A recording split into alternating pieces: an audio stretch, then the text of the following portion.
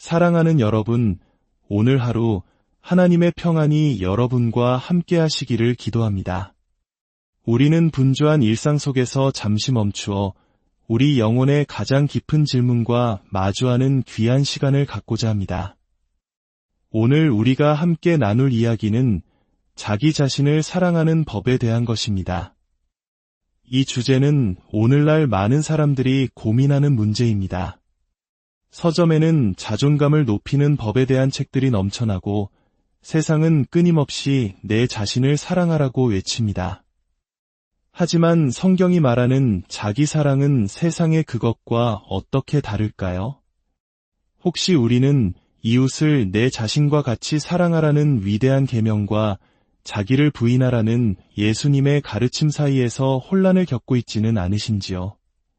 오늘 이 말씀을 통해 우리 각자의 삶에 진정한 평안과 자유를 주시는 하나님의 지혜를 발견하게 되기를 소망합니다.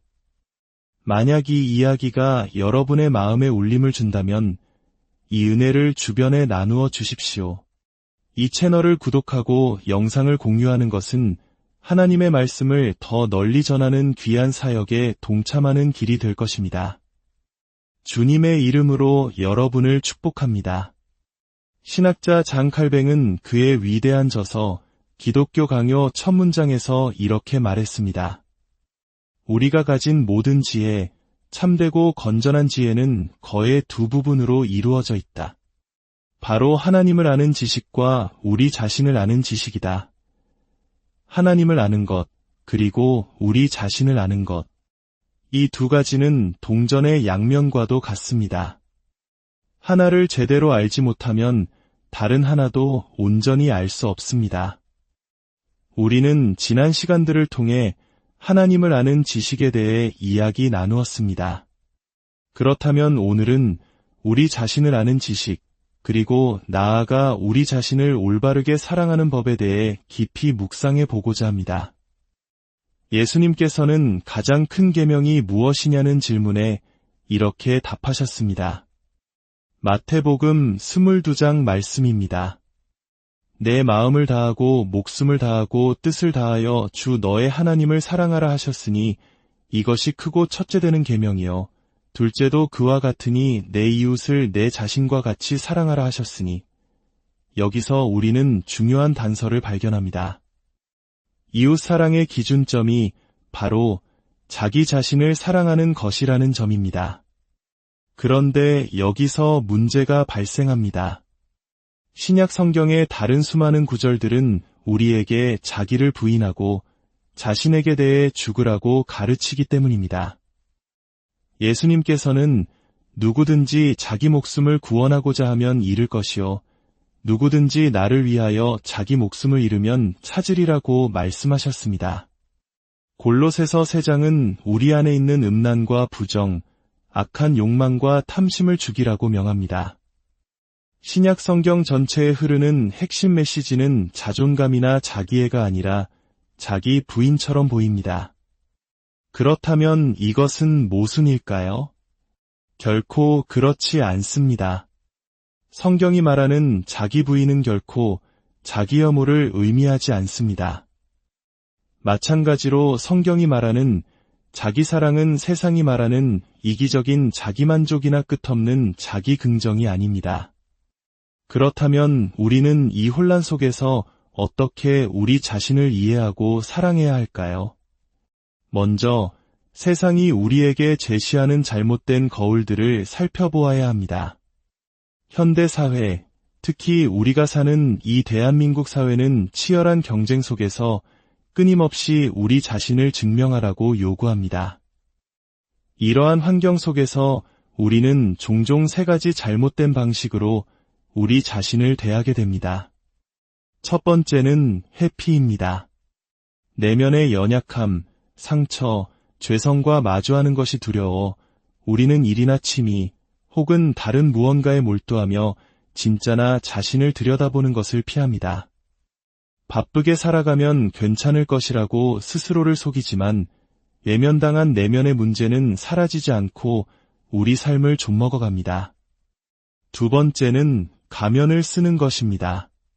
다른 사람들에게 좋은 사람으로 보이기 위해, 인정받고 사랑받기 위해 우리는 본래의 모습 위에 여러 겹의 가면을 씁니다. 강한 척, 괜찮은 척, 모든 것을 잘 해내는 척. 하지만 이런 가면 뒤에 숨을수록 진짜 나는 누구인지 점점 더 헷갈리게 되고 영혼은 깊은 공허함에 빠지게 됩니다. 세 번째는 오늘날 가장 위험하고 널리 퍼진 방식인 잘못된 수용입니다. 난 원래 이런 사람이야 라는 말로 자신의 연약함과 죄를 정당화하고 변화의 가능성을 스스로 차단해버리는 것입니다. 이것은 겸손이 아니라 교만이며 성장을 포기하는 영적 나태함입니다. 하나님께서는 우리가 있는 모습 그대로를 사랑하시지만 우리가 그 모습 그대로 머물러 있기를 원하지는 않으십니다. 그렇다면 이 왜곡된 거울들을 치우고 우리 자신을 있는 그대로 비춰주는 진실의 거울은 어디에 있을까요? 야고보서 1장 23절에서 25절은 우리에게 그 답을 제시합니다. 누구든지 말씀을 듣고 행하지 아니하면 그는 거울로 자기의 생긴 얼굴을 보는 사람과 같아서 제 자신을 보고 가서 그 모습이 어떠했는지를 곧 잊어버리거니와 자유롭게 하는 온전한 율법을 들여다보고 있는 자는 듣고 잊어버리는 자가 아니요 실천하는 자니 이 사람은 그 행하는 일에 복을 받으리라. 야고보 사도는 여기서 자유롭게 하는 온전한 율법이라는 놀라운 표현을 사용합니다. 이것은 우리를 올가매는 율법 조항이 아닙니다. 이것은 바로 우리를 모든 죄와 속박에서 자유롭게 하는 예수 그리스도의 복음입니다. 복음이야말로 우리의 참모습을 비추는 유일하고 완벽한 거울입니다. 우리가 용기를 내어 이 복음의 거울 앞에 설 때 우리는 두 가지 모습을 동시에 보게 됩니다. 하나는 우리의 비참하고 추한 모습입니다. 하나님의 영광에 이르지 못하는 우리의 죄성, 우리의 이기심, 우리의 위선, 우리의 교만, 다른 사람과 비교하며 얻는 상대적 우월감에 기뻐했던 어리석음.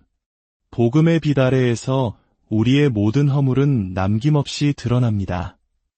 이것은 고통스러운 과정입니다. 그래서 야고보는 우리가 이 거울을 들여다보고 있어야 한다고, 즉 인내하며 계속 바라보아야 한다고 말합니다. 하지만 우리가 이 거울 앞에서 발견하는 것은 정죄와 절망만이 아닙니다. 바로 그 비참한 우리를 위해 십자가에서 피 흘리신 예수 그리스도의 무한한 사랑과 은혜를 발견하게 됩니다. 복음의 거울은 우리에게 말합니다. 너는 연약하다. 너는 죄인이다. 그러나 너는 이 모든 허물에도 불구하고 나의 목숨과 맞바꾼 존귀한 존재다.